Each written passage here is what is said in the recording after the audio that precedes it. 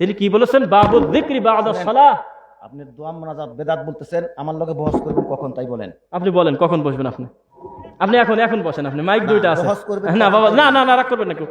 বাবাজি বলতেছে যে মুনাজাত, আমি বলি মানে মুনাজাত বিদাত না, আমি বলতেছি বিদাত। দুইটা মাইক যদি বলি, দুইটা মাইক দেওয়া হোক, উনি সুন্নাত প্রমাণ করবে আর আমি বিদাত প্রমাণ করব। আমি সুন্নাত প্রমাণ করব। পারবেন তো? আপনি নিজেই চাচ্ছেন যে এই প্রোগ্রামটা আজকে বানচাল হোক, তার প্রমাণ নেন।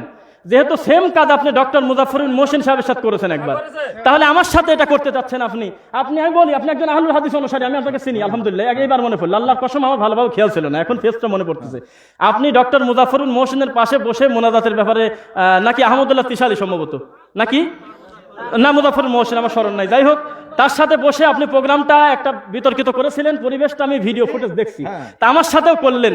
তা আপনি যেহেতু সহিহ আকীদার লোক, আমি বলি সহিহ আকীদার লোক, কোনোদিন বলবে যে ফজর সালাত নামাজ পড়ে মুনাজাত করতে হবে, এত বড় আমার মাথায় ছিল না কোনোদিন। যেহেতু আপনি বলে ফেললেন, তাহলে একটা ডেট দেন বাবাজি, ঝামেলা করার দরকার নাই, মুসল্লিদের সামনে সব বলার দরকার কি, একটা ডেট দেন।